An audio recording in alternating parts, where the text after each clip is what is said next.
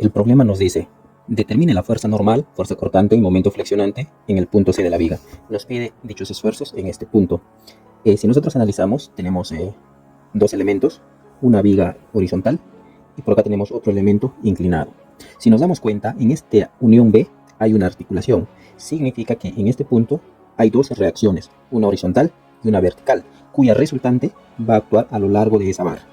Si nos damos cuenta o si observamos la gráfica, hay una carga distribuida que es vertical hacia abajo. Por lo tanto, toda esta barra está comprimiendo a este elemento. Significa que toda esta barra va a estar en compresión. Por lo tanto, la fuerza resultante para esta barra va a estar actuando de esa forma y eso va a estar en compresión. Ahora, si descomponemos esta fuerza sobre esta barra, vamos a tener las siguientes componentes.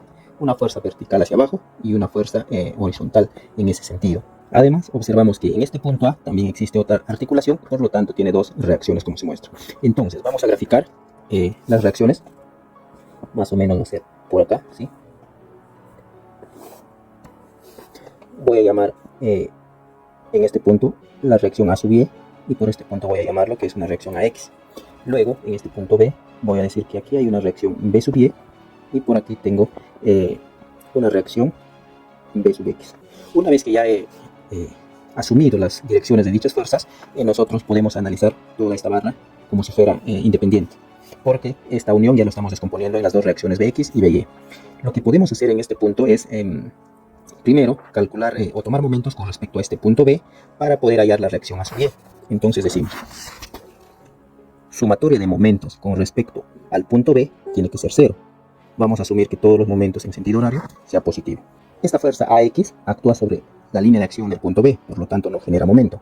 Esta fuerza AY con respecto al punto B va a generar un momento en el sentido horario, va a generar un momento positivo. Y esta carga distribuida, si nosotros calculamos la resultante va a actuar en el punto medio de esta barra, que es exactamente sobre el punto B. La resultante de dicha carga más o menos será de esta forma y pasa por el punto B porque es el punto medio de la barra. La barra tiene 6 metros, justo el punto B está a la mitad.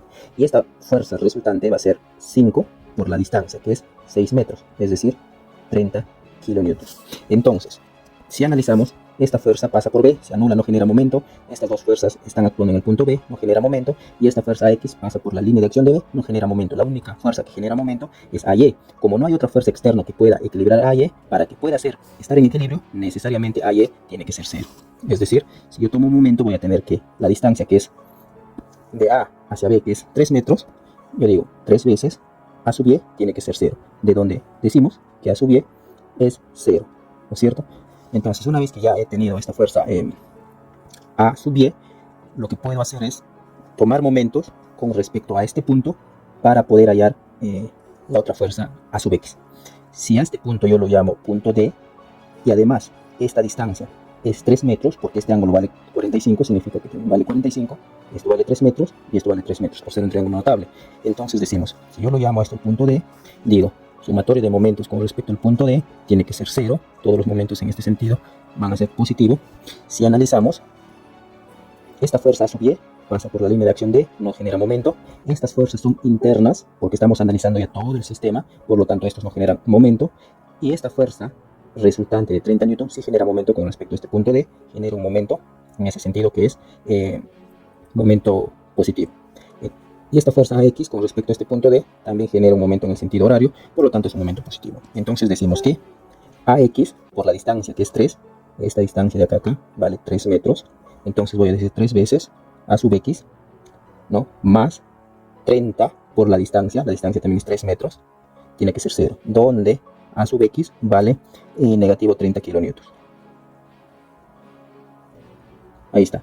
En donde este negativo significa que esta fuerza axial AX no está actuando en ese sentido, significa que la forma correcta en la cual actúa la resultante AX es en esa forma, así. Una vez que yo ya tengo esos dos valores, yo puedo hacer un corte imaginario por acá y analizar solamente este tramo. Entonces, analizamos ese tramo, más o menos voy a tener así.